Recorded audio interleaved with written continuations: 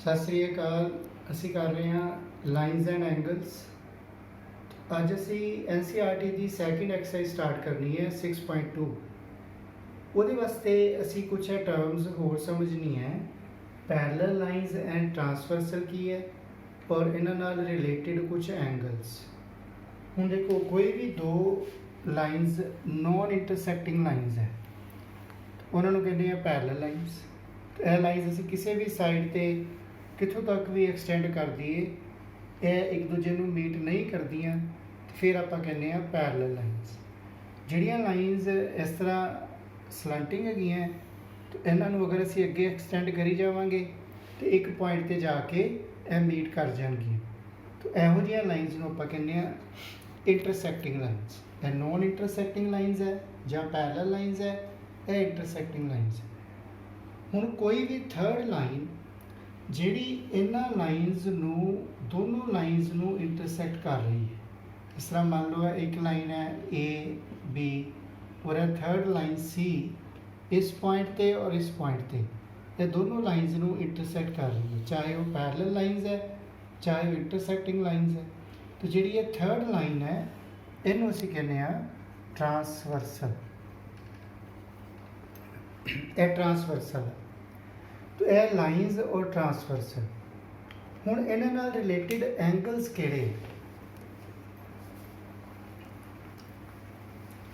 सब तो पहले कॉरेस्पोंडिंग एंगल्स।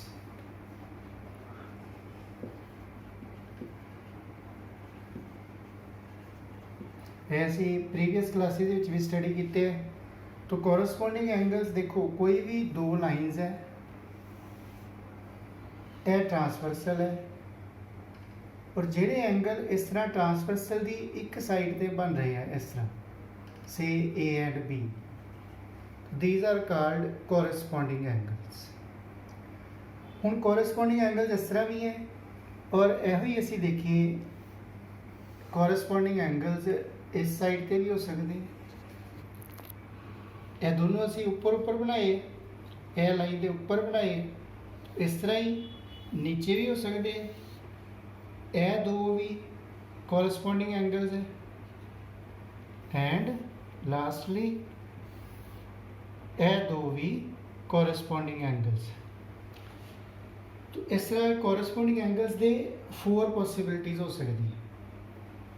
और इस ज़्यादा इंपॉर्टेंट की है कि जदों भी यह लाइनस पैरलल होणगियां उदों कॉरेस्पोंडिंग एंगल्स इक्वल होणगे, और अगर कॉरेस्पोंडिंग एंगल्स इक्वल है फिर लाइनस पैरलल होणगी।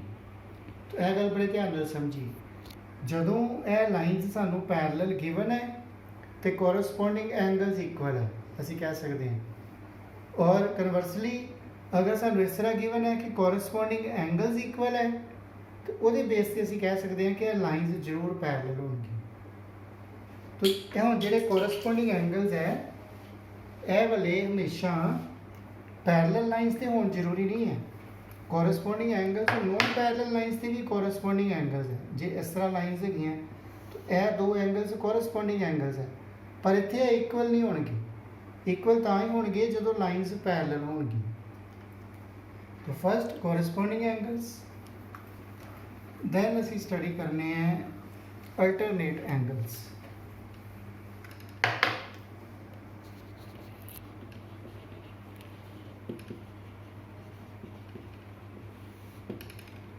हम देखो again 2 lines and this is transversal.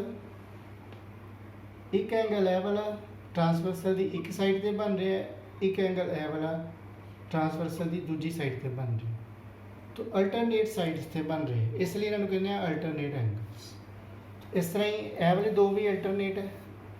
देखो अगर A इधर है B इधर, ਜਿਹੜੇ अल्टरनेट एंगल्स है ये Z बनाते हैं, Z शेप में है। देखो ये Z बन रहा है, इतने उल्टा Z बन रहा है लाइक दिस। तो ये अल्टरनेट एंगल्स। हुण देखो ये दोनों ही आप लाइनस के इंटीरियर साइड से लए, इसलिए इन्हों कहने alternate interior angles. Interior side से जो है अल्टरनेट इंटीरियर एंगल्स। ਇਹੋ ਹੀ अगर ਇਹ ਲਾਈਨਸ ਦੇ ਆਊਟਸਾਈਡ ਵਾਲੀ ਸਾਈਡ ਤੇ ਹੋਣਗੇ, ਮੰਨ ਲਓ ਇੱਕ ਐਂਗਲ ਹੈ ਵਾ A ਔਰ ਦੂਸਰਾ ਐਂਗਲ ਫਿਰ ਲਾਈਨ ਦੀ ਟਰਾਂਸਵਰਸਲ ਦੀ ਦੂਜੀ ਸਾਈਡ ਤੇ B। ਇਸ ਤਰ੍ਹਾਂ ਹੀ ਅਗਰ ਟਰਾਂਸਵਰਸਲ ਦੀ ਇਹ ਵਾਲੀ ਸਾਈਡ ਤੇ ਅਸੀਂ A ਲੈਂਦੇ ਹਾਂ ਤੇ ਫਿਰ B ਟਰਾਂਸਵਰਸਲ ਦੀ ਰਾਈਟ ਸਾਈਡ ਤੇ ਅਦਰ ਸਾਈਡ ਤੇ। ਇਹ ਦੋ ਲਾਈਨਸ ਦੇ ਆਊਟਸਾਈਡ ਬਣ ਰਹੇ, तो these are alternate exterior angles। और ये भी corresponding angles की तरह ही ये equal होंगे अगर lines parallel है, और अगर lines non parallel है तो भी alternate angle ही है, but equal तो है ये दोनों angle equal होंगे अगर ये दो lines parallel होंगी। और अगर कन्वर्सली इस तरह सानू गिवन होएगा किसी सम विच कि यह एंगल्स इक्वल है तो असीं कह सकते हैं कि लाइन्स पैरेलल है। तो अल्टरनेट एंगल्स देन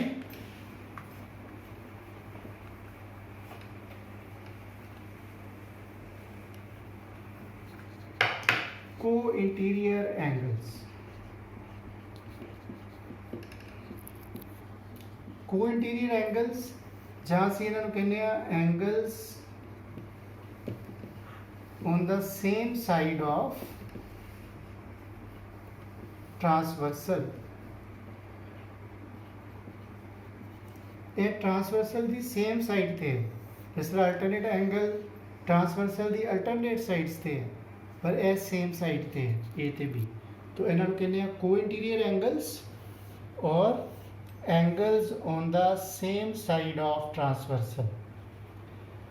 और इन्हों की कंडीशन की है, पैरेलल लाइन्स वास्ते इन्हों का सम हमेशा 180 डिग्री होंगे। को इंटीरियर एंगल्स सप्लीमेंटरी होंगे हैं जो लाइन्स पैरेलल है, और नॉन पैरेलल लाइन्स वास्ते को इंटीरियर एंगल तो भी गए पर उन्होंने सम 180 नहीं होएगा। तो यह को इंटीरियर एंगल आपस इक्वल नहीं होंगे। इतने जरूरी नहीं है कि ए बी दे इक्वल हो, जे 90-90 गए तो इक्वल हो भी सकते हैं, otherwise A is not equal to B, but इन्हों का सम हमेशा एड ऑन करके हमेशा 180 आएगा अगर लाइन्स पैरेलल है। तो इट इज़ को इंटीरियर एंगल्स। तो इन्हों की हेल्प नाल और असी जेडे पहले कॉन्सैप्ट को समझ चुके हैं उहदी हेल्प नाल असी नैक्सट एक्सरसाइज कर सकते हैं, एक्सरसाइज 6.2। तो स्टार्ट करते हैं। हमारे को फर्स्ट क्वेश्चन है, हूँ देखो जो भी सानू पता है असी ज्योमैट्री का कोई भी क्वेश्चन करना है तो फर्स्ट वर्क ही है साडा फिगर ड्रॉ करनी। तो it is A B C D, दो लाइन्स गिवन है, एक है ट्रांसवर्सल गिवन है और कुछ एंगल्स की वैल्यू गिवन है 50 degree X Y and 130 degree. जो असीं सिर्फ फिगर ड्रॉ करते हैं नाल बड़े ध्यान नाल ऑब्जर्व कर लेना कि सानू की कुछ गिवन है। हुण देखो की क्या है in figure 6.28 find the values of X and Y and then show. मतलब इतने सानू चाहिए की है फिगर ही गिवन है, जो गिवन है तो क्या आ गया to find X and Y and to show A B line is parallel to C D line segment. तो ए बी और सी डी पैरेलल है। हम फर्स्ट थिंग है साड़ी एक्स और वाई फाइंड करनी है। हम देखो 50 डिग्री और एक्स ट्रांसवर्सल ते बन रहे हैं, लाइन एक स्ट्रेट लाइन ते बन रहे हैं, तो इन्होंने दोनों का सम है 180 डिग्री लीनियर पेयर है। इस तरह लिख सकते हैं 50 plus x equal to 180 degree linear pair. इतों सानू एक्स की वैल्यू मिल जानी है 180 माइनस 50 130 डिग्री एक्स आ गया जी।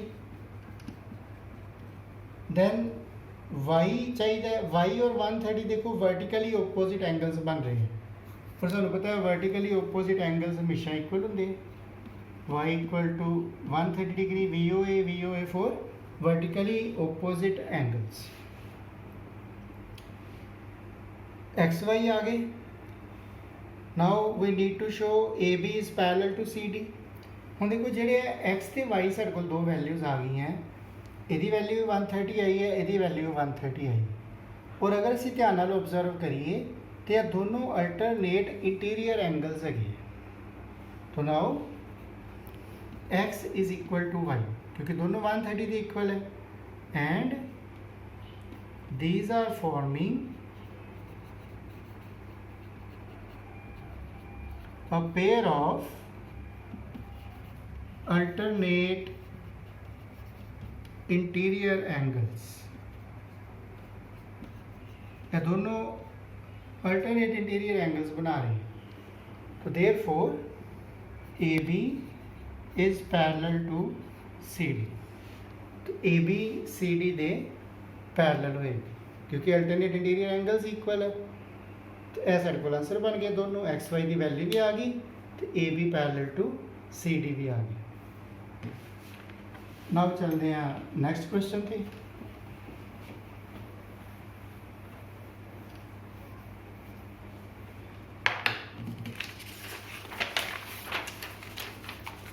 Question 2, exercise 6.2 question 2। अगेन पहले फिगर, इतने सानू 3 लाइन्स गिवन है, 1 2 and 3। These are AB CD and EF। और एक ट्रांसवर्सल गिवन है जिहड़ा इन्हां तिन्नां नूं इंटरसेक्ट कर रहा है। यह एंगल X बागड है, Y and this one is Z। यह फिगर है और गिवन की है, कह रही है if AB is parallel to CD and CD is parallel to EF। है गिवन है। आल्सो इतने गिवन इफ नहीं लिखते, इदा ही लिख लें। चलो AB parallel to CD and CD parallel to EF। Also Y is to Z is equal to 3 is to 7। करना की है, टू फाइंड x। असी यह वाला एंगल x फाइंड करना है। y और z की सानू रेशो गिवन है। तो सब तो पहले की करते हैं, जी रेशो गिवन है उस तो असी ये एंगल्स लिख लेंगे। तो सोल्यूशन फर्स्ट थिंग यह करते हैं, लेट कर लेने y 3k and z 7k। तो असी ये दोनों एंगल्स 3k 7k अज्यूम कर ले, क्योंकि इन्हों की रेशो गिवन है सानू 3:7। हुण तुसीं देखो y तो z ए नज़र आ रहे सन, जिहड़े आपां हुणे देखे है टाइप्स ऑफ एंगल्स अल्टरनेट या कोरस्पोंडिंग, या कोई भी कंडीशन पूरी नहीं कर रहे। x और y ए नज़र आ रहे हैं, इन्हों असीं देख रहे हैं यह को इंटीरियर एंगल है। इत्थों असीं प्रोसीड तो कर सकते हैं x फाइंड करने वास्ते, पर साडे कोल उहदे वास्ते y की वैल्यू नहीं हैगी। तो फिर की करिए, सब तो पहले आप यह करते हैं, जे आप इन तीनों लाइन्स को देखिए, हम देखो तीनों लाइन्स आपस में पैरेलल हो जानी है, क्योंकि सानू गिवन है AB पैरेलल टू CD तो CD पैरेलल टू EF। अगर AB CD के पैरेलल है, CD EF के पैरेलल है, तो फिर AB EF के पैरेलल हो जाएगा। तो जे AB EF के पैरेलल हो जाएगा तो उतो X ते Z अल्टरनेट एंगल्स बन जाएंगे। देखो अल्टरनेट इंटीरियर बन जाएंगे, इस साइड के ट्रांसवर्सल दी, Z अदर साइड पे। तो यह करते हैं, सब तो पहले की करते हैं, given AB is parallel to CD and CD is parallel to EF। तो therefore AB is parallel to EF। तो जे AB EF के पैरेलल हो गया तो so X is equal to Z alternate interior.